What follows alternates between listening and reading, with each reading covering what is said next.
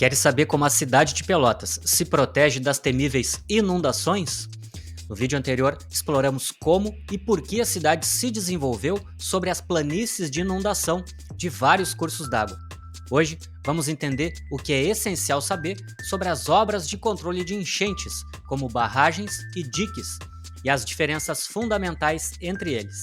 Vem com a gente para conhecer a história de obras importantes, como a barragem Santa Bárbara e os diques do Canal São Gonçalo, e entender o papel que cada uma delas desempenha na defesa de Pelotas contra as cheias. No final do vídeo, vamos discutir um tema preocupante: os riscos que obras como essas enfrentam durante condições extremas. Mas antes de tudo, se tu és novo por aqui, não esquece de te inscrever no canal e ativar as notificações para não perder nenhum conteúdo. Teu apoio nos ajuda a navegar mais longe e a continuar trazendo informações sobre as águas da Costa Doce.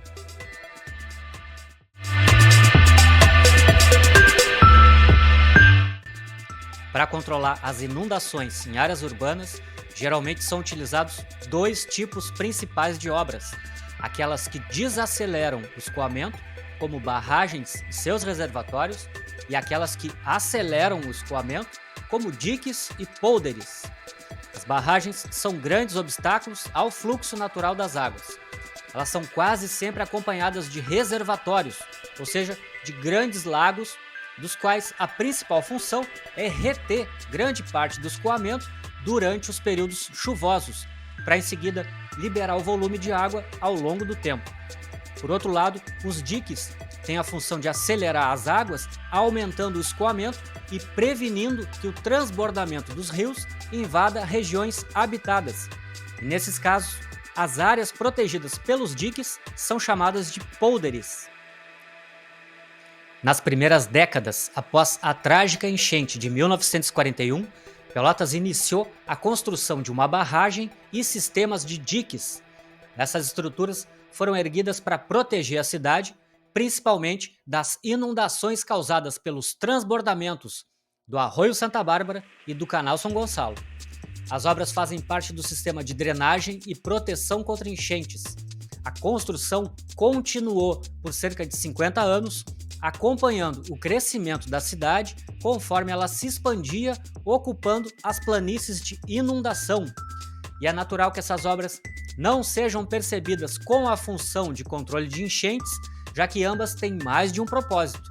Do primeiro tipo, ou seja, das obras que desaceleram as águas, se destaca a barragem Santa Bárbara, que tem duas importantes funções, que são a reserva de água para o abastecimento público e a proteção da região central da cidade contra as frequentes inundações do antigo arroio. Já as do segundo tipo, ou seja, das obras que aceleram o escoamento das águas, Pelotas conta com os diques que acompanham as duas margens do Canal Santa Bárbara, logo após a barragem, e os imponentes diques da margem esquerda do Canal São Gonçalo. O trecho de dique que ficou mais conhecido nos últimos tempos, já que precisou ser reforçado em maio de 2024, é o chamado Dique da Estrada do Engenho, obra que, como o próprio nome diz, também tem duplo propósito, já que além da proteção da zona leste da cidade contra as inundações do São Gonçalo, também serve como via de acesso para veículos. Na sequência, vamos explicar em mais detalhes o princípio de funcionamento dos sistemas de diques, já que o das barragens é mais evidente.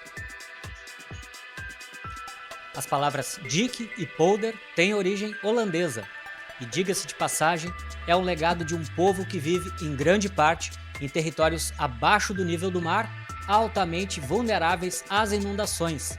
Inclusive, o próprio nome Holanda está relacionado a Netherlands, que significa Países Baixos. Em geral, os diques são estruturas que protegem áreas específicas com grandes muros. Diferente das barragens, o muro principal corre paralelo a uma das margens do rio, formando uma barreira que impede o transbordamento. Em outras palavras, o dique abraça uma região como se fosse, em parte, o muro de um condomínio, só que numa escala muito maior, abraçando um ou mais bairros inteiros. A essa altura, tu já deve estar te perguntando se a área do polder está protegida do rio, o que acontece com a chuva que cai dentro do polder. Vem com a gente para entender o funcionamento desse sistema. Em condições normais, ou seja, durante períodos de chuva dentro da média, a água que escoa dentro do polder é drenada através de canalizações que a levam até o rio, passando por tubulações que atravessam o dique. No entanto, em condições de cheias, a situação muda, já que a diferença de nível entre o canal de drenagem e o rio pode se igualar, impedindo o escoamento natural. Ou pior ainda, se o nível do rio subir muito, a água pode escoar na direção oposta, enchendo o polder.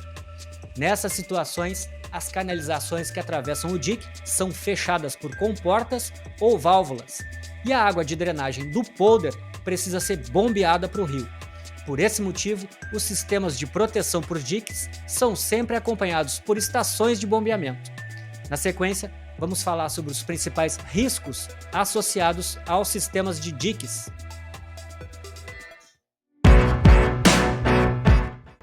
Conforme nossa revisão, uma das principais desvantagens, tanto dos diques quanto das barragens, é o alto custo das obras.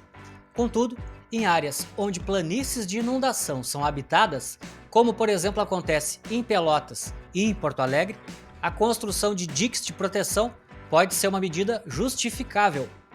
No entanto, apesar das vantagens, existem sérios riscos associados ao uso desse sistema. Vamos trazer aqui duas das situações mais problemáticas. Uma falha recorrente, embora menos trágica, é a falha do sistema de bombeamento, especialmente durante tempestades. Nessas situações, a falta de energia elétrica é comum e o dique, apesar de proteger a área do polder do transbordamento do rio, não consegue escoar as águas das chuvas que caem dentro do próprio território. Isso pode levar ao transbordamento dos canais internos de drenagem, causando alagamentos dentro da região protegida. Mas o cenário mais problemático, embora raro, ocorre quando as águas ultrapassam o nível previsto para o dique. Isso pode sobrecarregar a estrutura e aumentar o risco de rompimento. Caso isso aconteça, pode ser catastrófico, já que as águas represadas pelo dique tendem a liberar um grande potencial de destruição. Por esses e uma série de outros motivos, um sistema de diques também deve ser acompanhado por um bom sistema de monitoramento e alertas, em último caso, pela evacuação das pessoas da área do polder.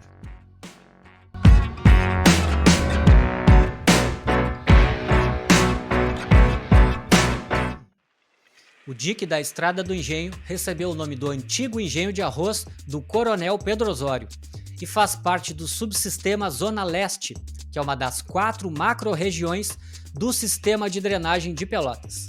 Esse dique protege o polder, que originalmente abrangia quase que somente o bairro Navegantes, mas que hoje inclui também outros loteamentos da planície de inundação do São Gonçalo e da Foz do Arroio Pelotas, como o Muarama, Parque Una, Condomínio Lagos de São Gonçalo, entre outros.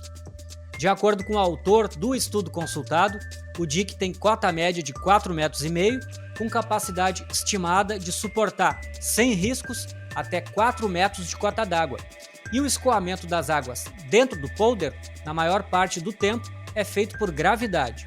No entanto, quando o nível do São Gonçalo sobe, entra em ação, como vimos, o procedimento padrão dos diques, com o fechamento das comportas e o acionamento da Casa de Bombas da Zona Leste. Conforme citado no trabalho, que é uma tese de 2007, o sistema falhou durante a enchente de 2004. Esse foi um exemplo de ocorrência do primeiro tipo, em que o sistema de bombeamento não funciona devido à instabilidade climática, o que afetou, na época, 2.100 residências.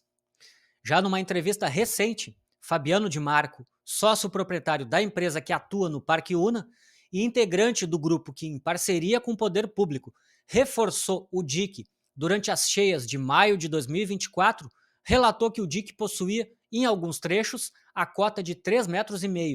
Assim, o grupo trabalhou para elevar a altura até a cota de 3,75 metros. Vale lembrar que a cota histórica do canal São Gonçalo, em 1941, foi de 2,88 metros, superada em 2024, quando alcançou 3,13 metros.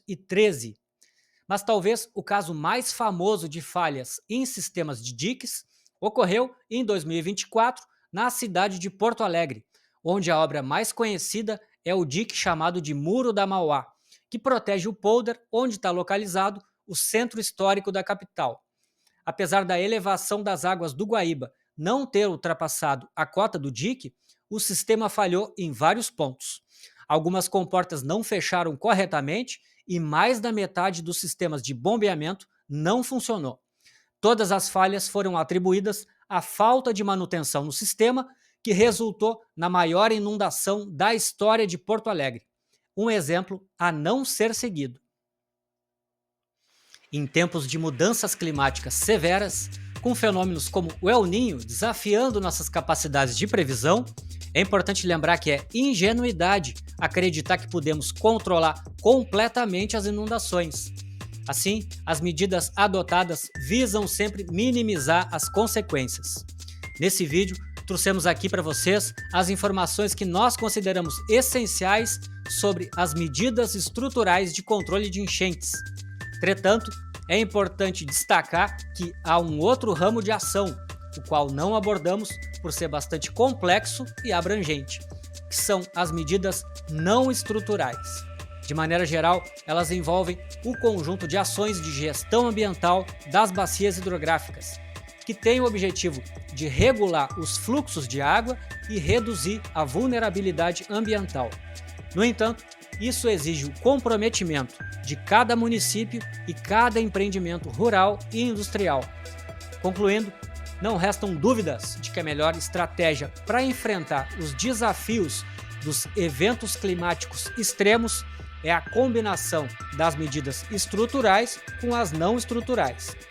Esse vídeo resume nossa pesquisa baseada em duas fontes principais, que somam 260 páginas e que estão listados na descrição logo abaixo do vídeo. Nosso propósito é ler, compreender e trazer para vocês a essência dessas pesquisas de forma clara e didática. Se tu achasse nosso trabalho útil, curte o vídeo e compartilha com quem possa se interessar pelo assunto. Obrigado pela atenção e até a próxima!